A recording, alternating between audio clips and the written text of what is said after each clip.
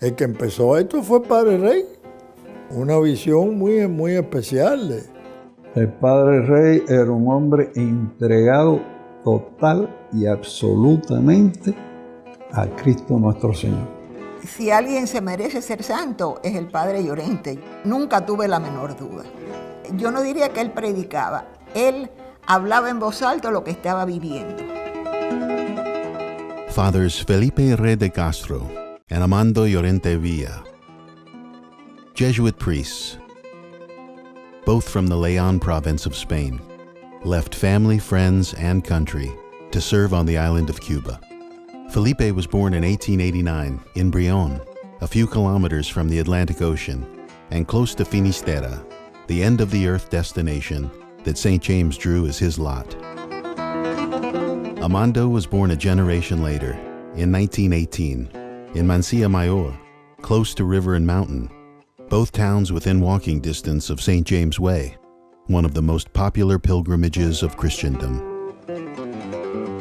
They were destined to devote the preponderance of their priestly lives to a specialized Marian sodality, or congregation, created to form professional laymen with fire in their hearts to do more and to bring society back to Christ through the exemplary exercise of their professions.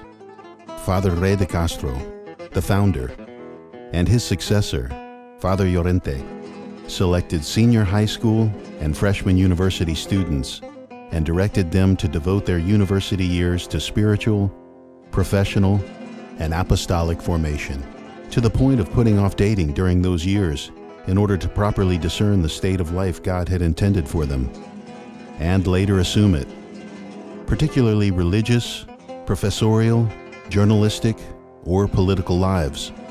Because of this approach, a good number would end up selecting the priesthood, while the majority also accepted their different vocations, going on to grace other professions and to honor their church, homeland, and families. El que empezó esto fue Padre Rey, una visión muy especial.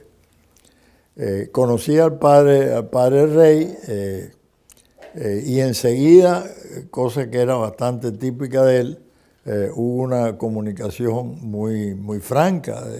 Él no le gustaba de que los agrupados en la época de estudiantes tuviéramos novios. Lo que él decía era, tú no tienes vocación religiosa, pero a lo mejor tu novia sí. Puede ser que le vayas a echar a perder una vocación a Dios. O sea, qué bonito, ¿verdad? Es decir, siempre pensando en la vocación tanto del hombre como de la mujer.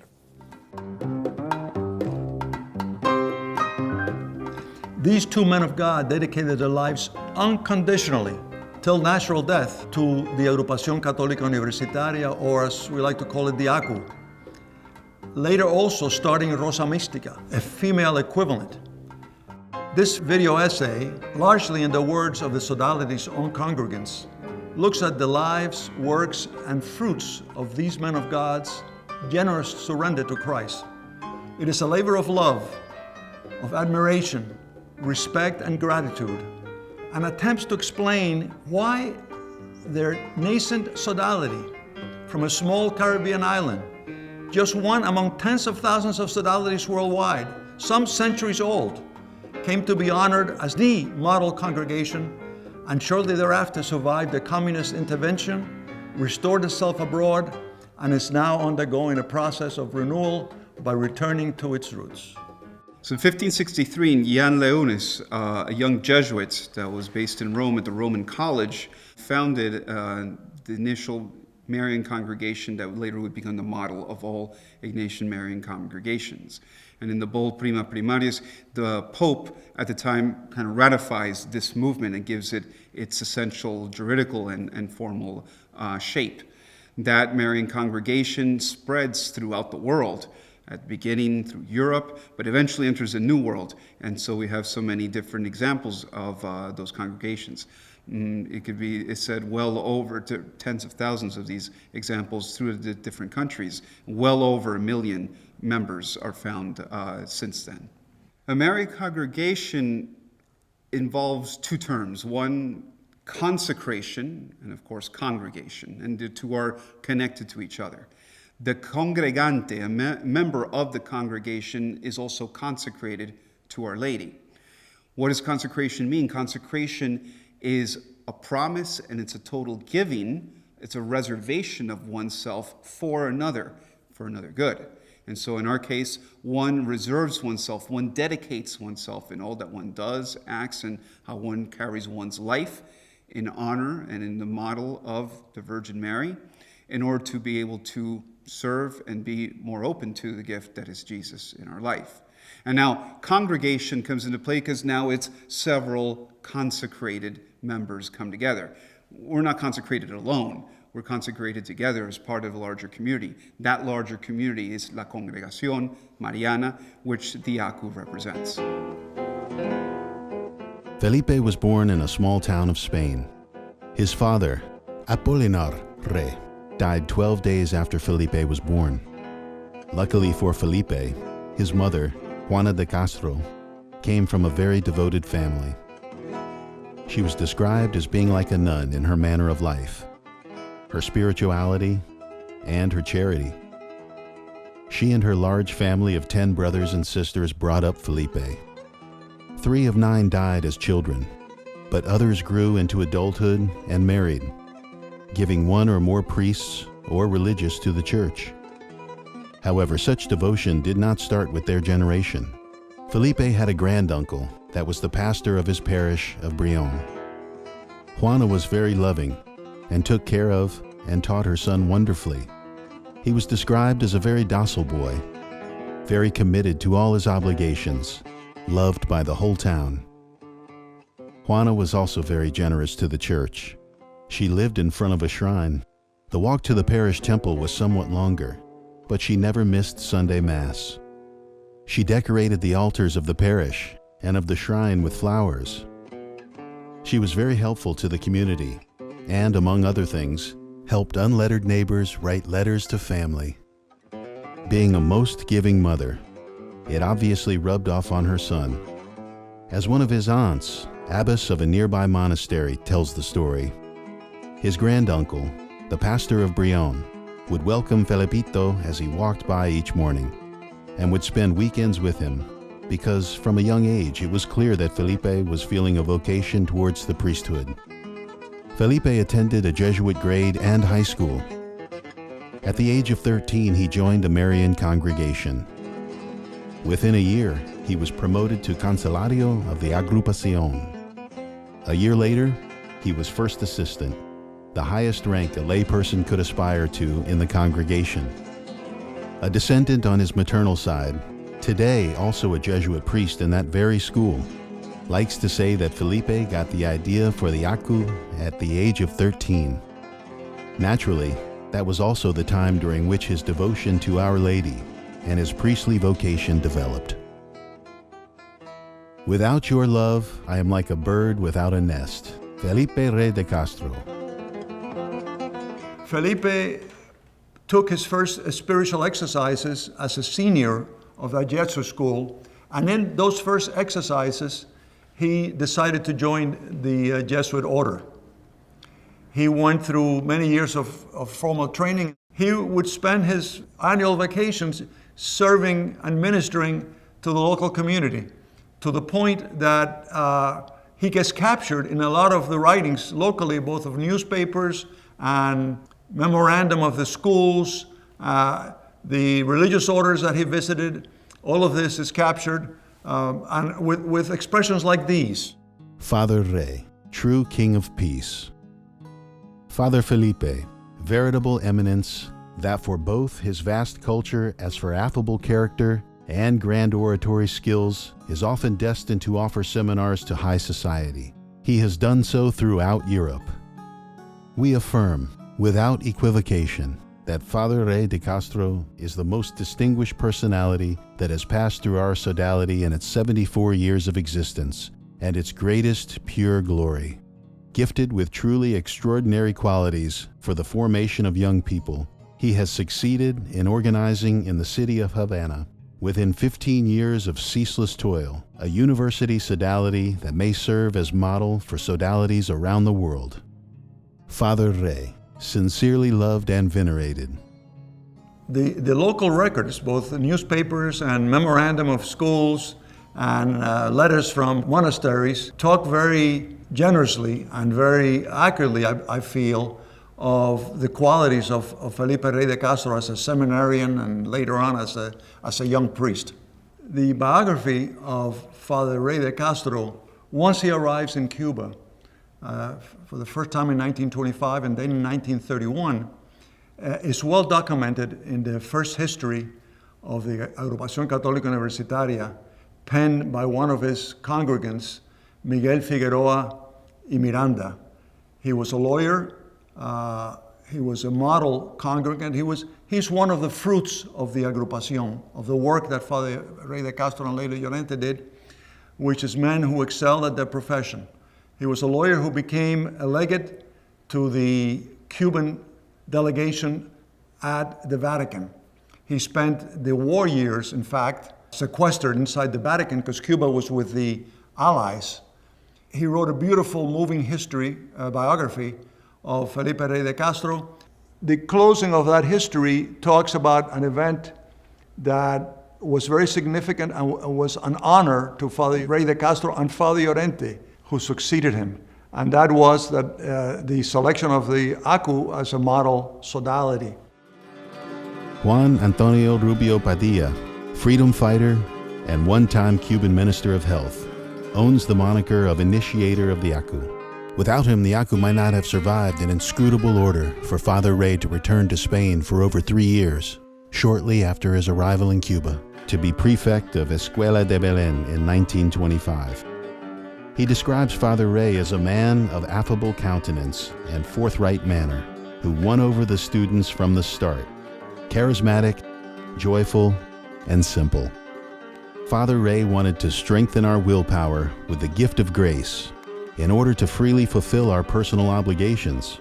Our youth was made clear to us: chastity and studies. He strengthened our free will as St. Ignatius taught. He taught us to study like men, to place in our hearts the heroic ideal of chastity, and through spiritual exercises, the ascetic norms and spiritual techniques that best prepared us for success. Ours were the first spiritual exercises ever done for the university students in Cuba. He knew how to fill us with an ocean of hope and faith. Rubio Padilla went on to close his brief essay on the genesis of the ACU by referring to Father Rey as the greatest apostle to ever live among Cubans. Miguel Figueroa y Miranda said that Father Rey saw his vocation clearly and dedicated his life, his culture, his exceptional gifts, each and every one of his thoughts, and all the beating of his heart, to rebuild Cuban Catholicism from the ground up, to form educated Catholic men, stalwart and active, to recreate the necessary environment for Cuba to one day have local clergy, supported by conscientious lay people who knew where they were going and how to get there, capable of developing effective apostolic work. The problem to tackle was of such magnitude and the goal set so high that only a man of his valor, spirituality, energy, and faith in God could consider tackling it. Father Rey himself said that these were grandiose plans for men who would have the enormous responsibility of engaging in great apostolic works. A group, says Figueroa, that could wield such great influence on society had to be found among intellectuals capable of successfully promoting their ideas through words, books, or articles, from newspapers, pulpit, cátedra, or pew. But given the then state of affairs, in order to find the right men, it was necessary to go upstream and move from professional man to university student.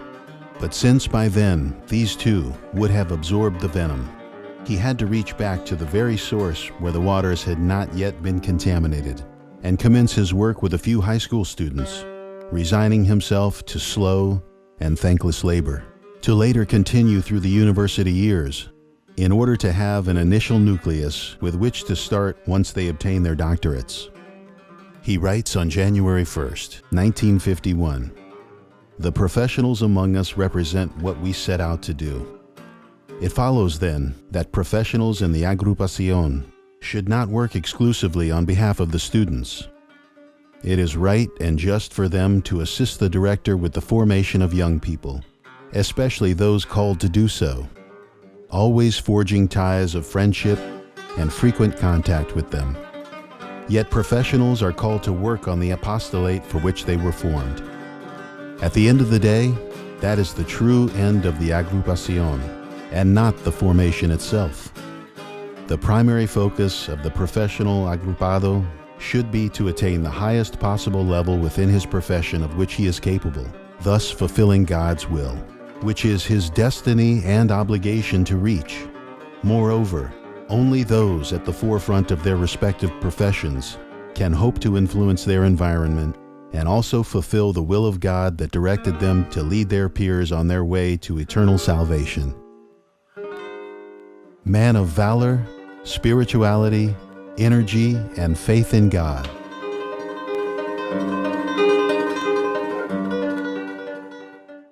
El padre Rey de Castro me explicó cuál era la misión de la agrupación, que era convertir a los estudiantes universitarios en católicos prácticos para que fuéramos un ejemplo de la vida profesional en nuestra profesión, en la familia, en la sociedad y en la política.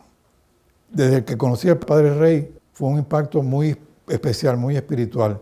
Él me explicó lo que era el proceso de la formación, que había que pasar de postulante, aspirante y después llegar a congregante. Me explicó también que era muy importante el compromiso de cumplir con todas las obligaciones. Teníamos unas misas todos los domingos en la agrupación y después teníamos una reunión comunitaria que era uno de los objetos principales de la agrupación de hacer comunidad.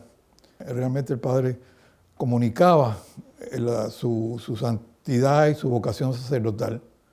Mi primer ejercicio espiritual lo hice con el padre Rey de Castro y para mí fue un impacto tremendo espiritual, porque uno como descubre de nuevo lo que es la vida de Cristo, de la Virgen María, de la influencia que tiene y te ayuda a planear y mejorar tu vida espiritual. Y es curioso porque uno cuando hace ejercicios espirituales tiene la oportunidad de decir si voy a ser sacerdote, pros y contras, si voy a hacer matrimonio, pros y contras. Y después de escribirlo fui a la capilla a pedirle orientación a Jesús. Y cuando volví, en el escritorio nada más que estaba lo del matrimonio. Así que fue una confirmación plena. Una de las misiones principales del agrupado, me decía el padre Rey, era cristianizar a Cuba, hacer de Cuba un pueblo cristiano. El padre Rey tenía un don único. El padre Rey como que leía. Yo vivía en la agrupación y fui a unas vacaciones. Cuando volví, llevaba 3 semanas sin ir a misa diaria. Y a las 3 de la mañana me tocan en el cuarto. ¿Quién será, güey? El cura, como lo decíamos, el cura. Digo, ay, Dios mío, ¿qué habré hecho? Y dice, vengo a conversar contigo como amigo. Me preocupa el no verte como antes que venías y comulgabas y todo eso. ¿Qué pasa? Y yo le cuento qué me pasa y me dice, chico, yo pensé que tú habías matado a alguien, que tú eras un asesino, te estás comportando como un asesino. Tú no sabes que Dios perdona hasta a los asesinos. Tú en realidad no tienes, por definición, el pecado mortal. Lo que tú tienes es ignorancia de lo que es pecado grave y lo que no es pecado grave. Tienes que aprender eso. Y para aprender eso, tienes que empezar a venir a las cosas de la agrupación en serio, venir a las conferencias, recibir dirección espiritual donde se te encamine y todo eso. Así que ese fue el padre Rey para mí, un padre bondadoso, que tenía ojo para el pecador. había un agrupado que me decía, y vamos a los ejercicios. Y él te ve a ti, a mí nunca. Yo, es que tú no necesitas dirección espiritual. Tú eres más cura que los curas. Yo no sé si tú alguna vez has pecado en nada. ¿Se puede decir el nombre? Seferino Catá. Es un agrupado ejemplar. Vaya, eso es, ahí se acabó el hombre que cumple con Dios. Ese es mi ejemplo de verdad. Él y René de la Huerta. Ahí están los dos, los que me ayudaron a alcanzar una vida espiritual más o menos decente. Para mí la característica más importante del Padre Rey y probablemente su gran virtud era la capacidad que tenía de pasarse horas sentado en su oficina esperando que viniera un agrupado a confesarse o a pedir dirección espiritual. Eso lo hacía él durante 8 o 9 horas al día, siempre estaba disponible. Padre Rey empezaba por preguntarle a uno, si hacemos de esta conversación y dirección espiritual parte de la confesión, yo tengo una asistencia especial del Espíritu Santo en la confesión que no tengo en la dirección espiritual. O sea, quiere decir que este gran hombre tiene un empate tan estrecho con la divinidad de Dios nuestro Señor y de la Trinidad, que hace esta invocación con una naturalidad tremenda, ¿verdad? Como cosa que, como diciendo, si me dejas encender la luz, puedo verte la cara mejor. Como diciendo, Espíritu Santo, ven ahora, no luego en la confesión, ven desde ahora, ilumíname. Entonces, claro, a mí aquello me hacía una impresión tremenda. Cuando yo tenía un problema y una duda, en cuanto entraba en el cuarto, parecía como que tuviera escrito aquí, tengo este problema. Porque ya desde que empezaba a hablar, él me decía, sí, yo te entiendo. La otra cosa extraordinaria del Padre Rey era cómo podía resumir las enseñanzas del Evangelio en normas muy prácticas. Prédicas cortas, pero muy al grano, muy profundas, con principios teológicos clarísimos, pues, pero expuestos de una manera muy sencilla, una instrucción religiosa. Había un contraste entre, digamos, este cariño y esta suavidad del Padre Rey en su ministerio de santo, en realidad era, porque era todos los días, a todas horas, siempre disponible. Yo no me acuerdo nunca que no se podía hablar con el Padre Rey porque estuviera almorzando, porque estuviera... Yo decía, pues este hombre no duerme, este hombre no come. Me acuerdo una vez que hizo un comentario, me dice, si yo le pidiera algo especial a Dios, lo cual quiere decir que no le pedía nada, pero si yo le pidiera algo especial a Dios, le pediría que yo no tenga que pasar tantas horas durmiendo. Si yo pudiera vivir con 2 horas nada más, en vez de las 6 o 7 que duermo, para poder atender a ustedes más horas, yo le pediría a Dios. El Padre Rey era un hombre de disciplina. O sea, en la agrupación, a pesar de que éramos jóvenes y qué sé yo, ni malas palabras, ni bromas pesadas, ni faltas de disciplina, las toleraba. Me acuerdo que un domingo sencillamente anunció que habían 30 agrupados, habían ido para afuera por incumplimiento de las reglas de la agrupación. Era muy meticuloso en la asistencia. Él quería que todos los agrupados estuvieran en el año cronológico que le correspondía. Si llevabas 4 años en la universidad y estabas en segundo año, ibas para afuera. Porque quiere decir que no te estabas dedicando bien a las cosas o no estabas claro. No le gustaba la idea de un estudiante que empezó a estudiar Derecho y después saltó para Medicina, porque no tenía la vocación clara.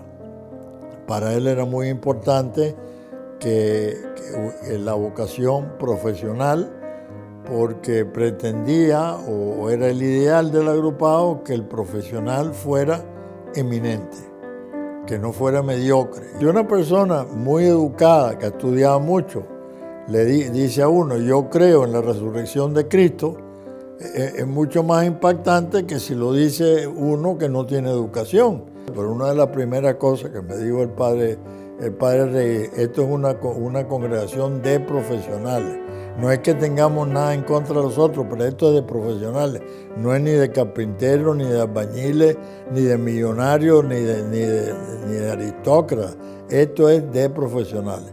Pero hazte la idea que tú vas a ser ingeniero y que te vas a dedicar a tu carrera y que vas a ser prominente en tu carrera. Inspiraba en todos los que éramos agrupados. Hasta ese momento la dirección espiritual era practicar la castidad, cumplir con los mandamientos, cumplir con la práctica religiosa, confesión frecuente, comunión frecuente. A la muerte del padre Rey de Castro, que fue murió en olor de santidad. Realmente el padre comunicaba su santidad y su vocación sacerdotal. Father Rey died unexpectedly of natural causes on February 12, 1952, at the age of 63. Interestingly, he had told agrupados that he did not wish to lead the ACU as an old man.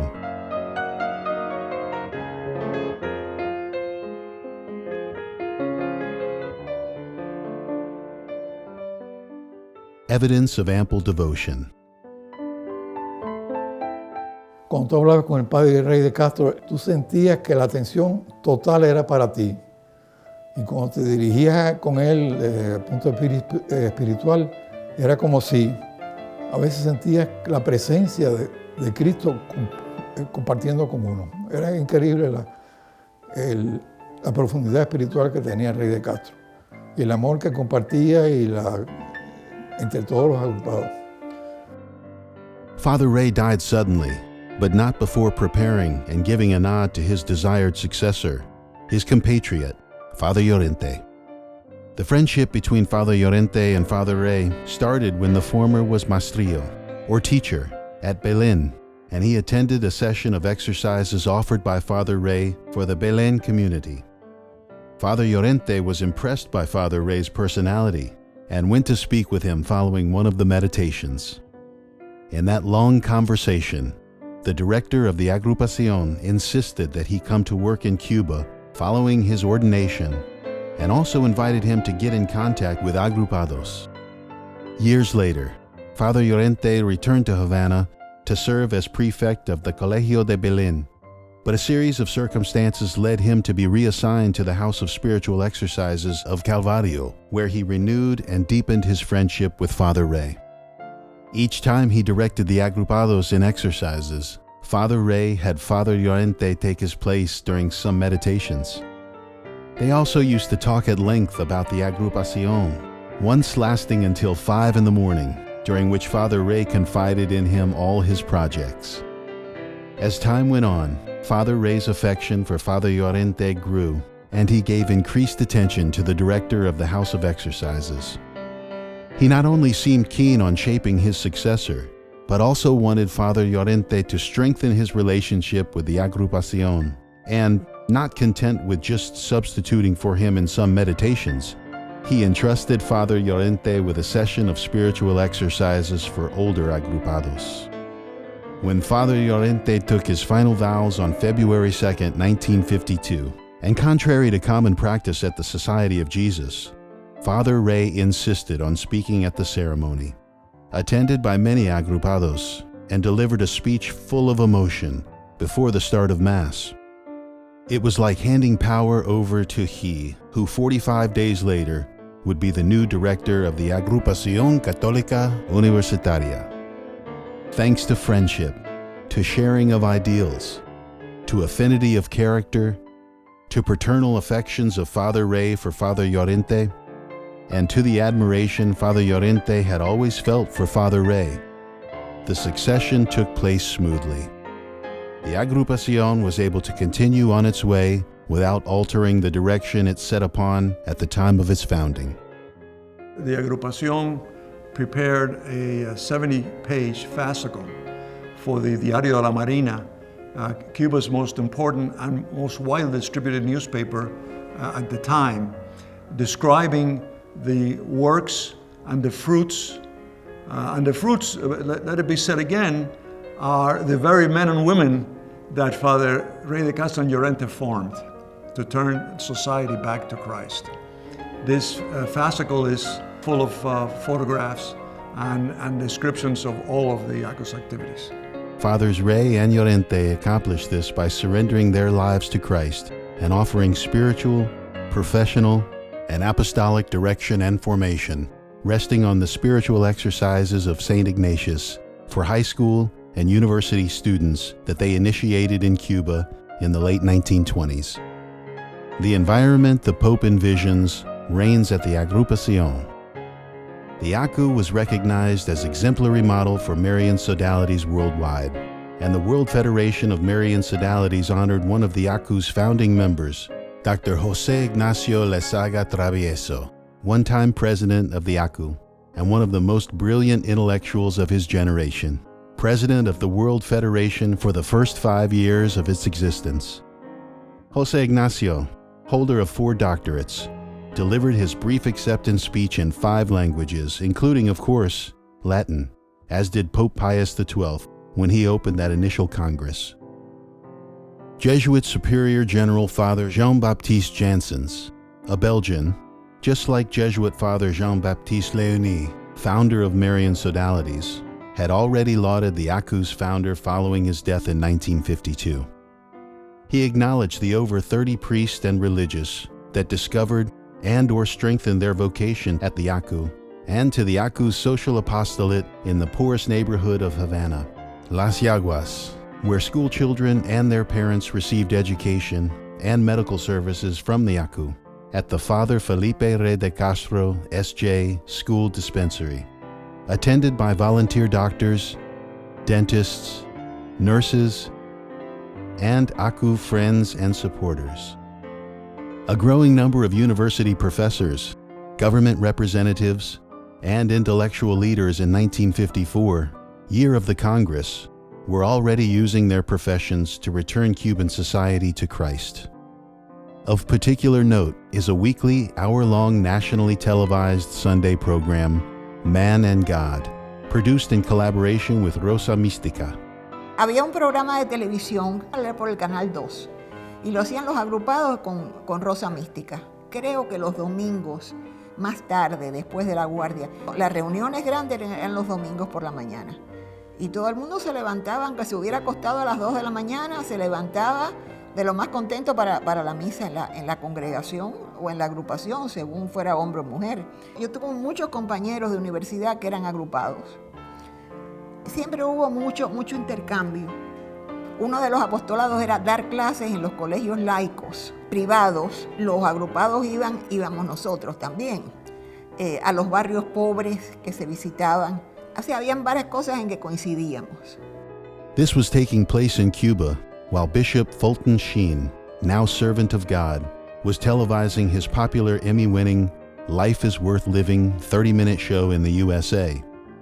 Man and God started with Mass, presided by Father Barbeto, ACU subdirector, then turned to news and panels of interest to Catholics, closing with musical numbers or interviews focused on women.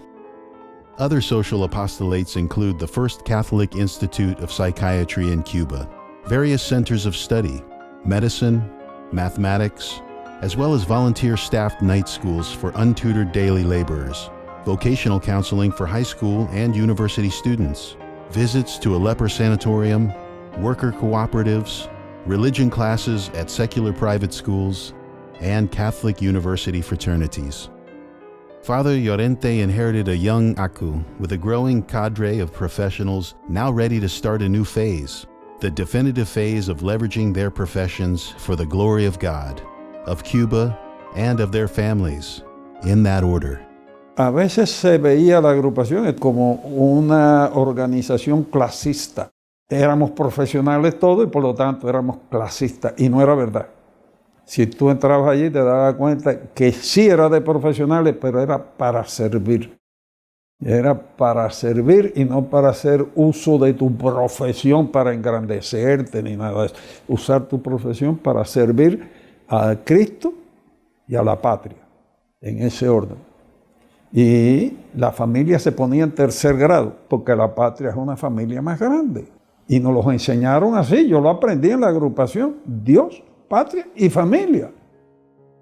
Nevertheless, to underline the importance of the agrupados' family lives, Father Llorente endorsed the formation of married couples, called Cana groups, and frequent family celebrations.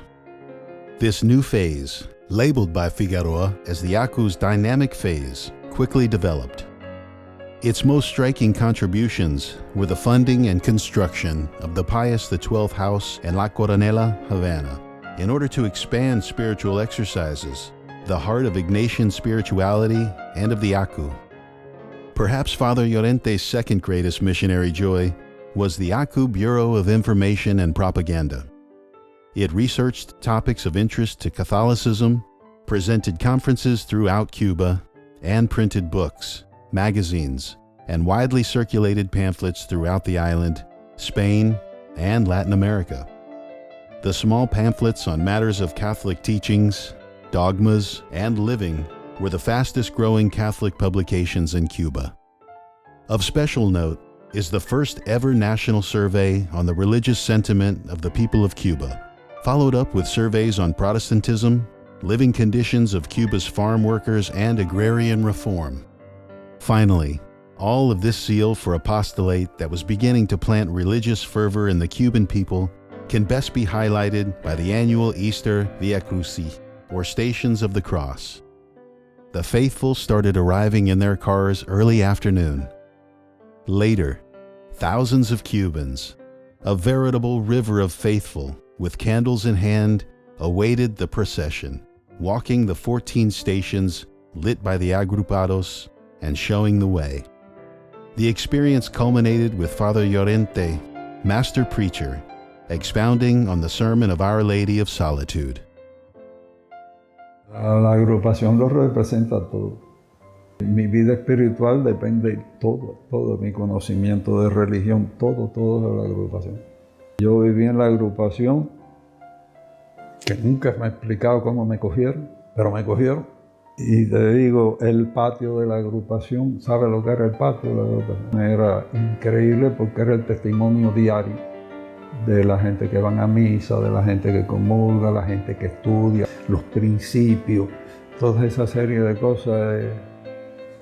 A mí me hizo el patio de la agrupación. ¿Y cómo entré en la agrupación? Todavía me lo sigo preguntando. ¿Cómo me cogieron a mí en la agrupación? Si yo no tenía nada para ser candidato a la agrupación. La ACU no llegó a tener influencia grande en Cuba. Ese era el camino por el que iba. Una de las ideas era que la agrupación sirviera de ejemplo porque la política era sucia. Y no es que todos fueran a ser políticos, pero sino que se ayudara a cambiar el sistema. Y ya había 2 o 3 políticos que eran representantes y senadores, gente que tenían ya cierto reconocimiento cuando vino el golpe de Estado de Batista. El tiempo lo mostrará. Va a ser una patria cristiana de verdad. Yo no lo voy a ver, pero estoy convencido de que la sangre de los mártires no se ha esparcido por gusto. Esa sangre de Rogelio, de Manolín, de toda esa serie de gente con los que conviví y vi, sé que eran santos. Eran santos y eso derramaron su sangre.